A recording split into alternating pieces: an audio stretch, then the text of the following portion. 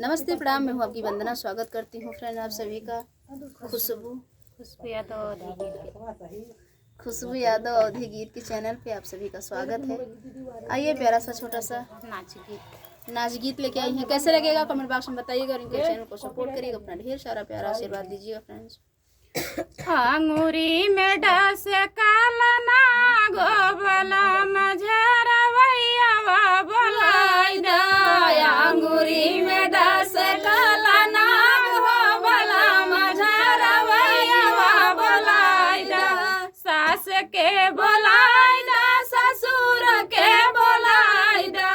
सास के बोलाई दा, ससुर के बोलाई दा। मम्मी जी से भेटिया कराई दा, बोला मझरवैया बोलाई दा।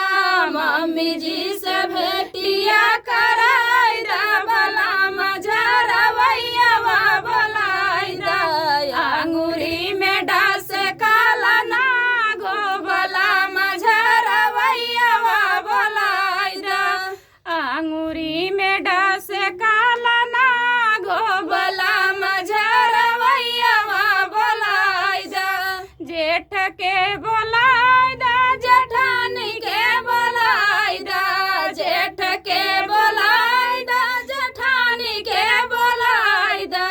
बीरनों से भेटिया कराई दा, बोला मझरवैया बोलाई दा। बीरनों से भेटिया कराई दा, बोला मझरवैया बोलाई दा। अंगूरी में डास काला नाग, बोला मझरवैया बोलाई दा। देवर के बोलाई दा, ननदियों के बोलाई दा। देवर के बोलाई दा, ननदियों के बोलाई दा।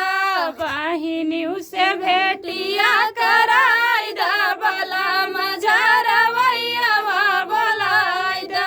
बहिनियों से भेटिया कराई दा, बोला मझरवैया बोलाई दा।